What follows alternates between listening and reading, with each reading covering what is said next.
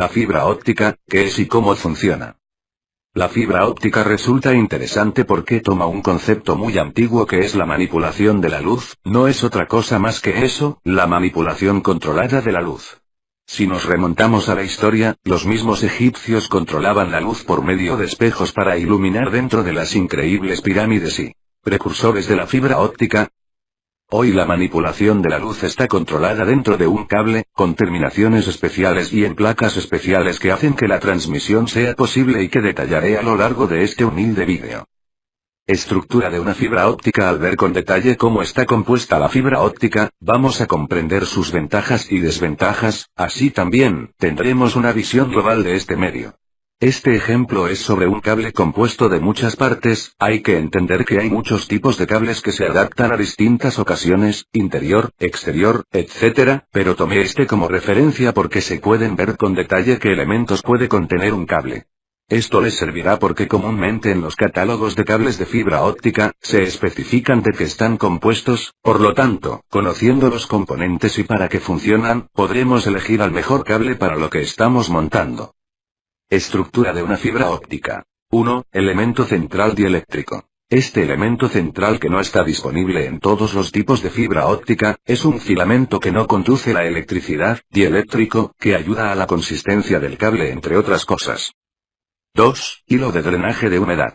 Su fin es que la humedad salga a través de él, dejando al resto de los filamentos libres de humedad. 3. Fibras. Esto es lo más importante del cable, ya que es el medio por donde se transmite la información. Puede ser de silicio, vidrio, o plástico muy procesado. Aquí se producen los fenómenos físicos de reflexión y refracción. La pureza de este material es lo que marca la diferencia para saber si es buena para transmitir o no. Una simple impureza puede desviar el haz de luz, haciendo que éste se pierda o no llegue a destino. En cuanto al proceso de fabricación es muy interesante y hay muchos vídeos y material en la red, pero básicamente las hebras, micrones de ancho, se obtienen al exponer tubos de vidrio al calor extremo y por medio del goteo que se producen al derretirse, se obtienen cada una de ellas. 4. Low subwoofers. Es un pequeño tubo que recubre la fibra y a veces contiene un gel que sirve para el mismo fin, haciendo también de capa oscura para que los rayos de luz no se dispersen hacia afuera de la fibra. 5. Cinta de Mylar. Es una capa de poliéster fina que hace muchos años se usaba para transmitir programas a PC, pero en este caso solo cumple el rol de aislante. 6. Cinta antillama. Es un cobertor que sirve para proteger al cable del calor y las llamas. 7. Hilos sintéticos de Kevlar. Estos hilos ayudan mucho a la consistencia y protección del cable, teniendo en cuenta que el Kevlar es un muy buen ignífugo, además de soportar el estiramiento de sus hilos. 8. Hilo de desgarre. Son hilos que ayudan a la consistencia del cable. 9. Vaina. La capa superior del cable que provee aislamiento y consistencia al conjunto que tiene en su interior. Ahora que sabemos cómo está compuesto un cable, vamos a ver cómo funciona. No voy a detallar matemáticamente el funcionamiento porque no es la idea, solamente voy a hablar de los dos fenómenos de la óptica que permiten la transmisión y son la frutilla de esta torta maravillosa.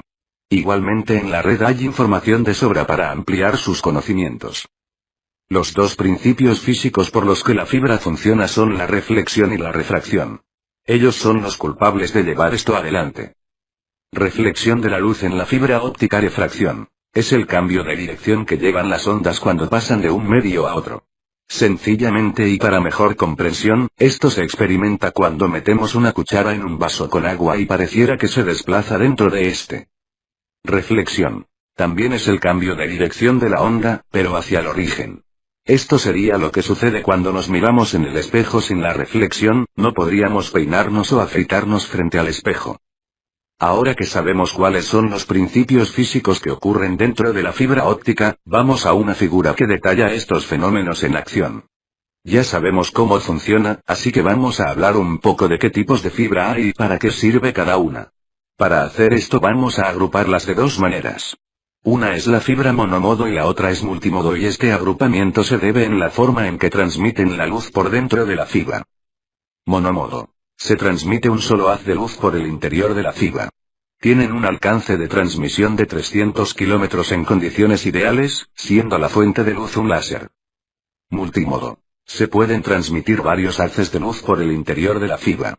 Generalmente su fuente de luz son diodos de baja intensidad, teniendo distancias cortas de propagación, 2 o 3 kilómetros, pero son más baratas y más fáciles de instalar. Llegamos al punto en que sabemos cómo es una fibra óptica, qué materiales las componen y qué tipos hay. Es el momento de conocer cómo conectarlas entre los dispositivos y cómo son las placas de red que tienen como misión transformar la luz en código binario, fotosensores, para que el dispositivo pueda interpretar. Tipos de conectores de fibra óptica. Tipos de conectores de fibra óptica que van en las puntas de los cables. FZ que se usa en la transmisión de datos y en las telecomunicaciones. FDD primero se usa para redes de fibra óptica. LC y MT Array que se utilizan en transmisiones de alta densidad de datos, más que nada usado en servers o clusters storage. SC y SC duplex se utilizan para la transmisión de datos. ST o BFOC se usa en redes de edificios y en sistemas de seguridad. Una vez que los tenemos conectados, las placas emiten luz por medio de distintos dispositivos. Láser. El más potente y usado en el cable monomodo LED. Son baratos, no tienen mucha potencia y se usan en los cables multimodo. Las placas de red, además de darnos la interfaz de conexión, son las encargadas de convertir los impulsos de luz en binarios para la comprensión de la PC. Básicamente toman los impulsos de esta manera. Impulso de luz igual 1, oscuridad igual 0. Así es como forma el binario. Igualmente para más detalles, siempre está la internet para profundizar. Por último voy a dar, a mi forma de ver y entender, las ventajas y desventajas que valen la pena saber sobre la fibra óptica. Ventajas.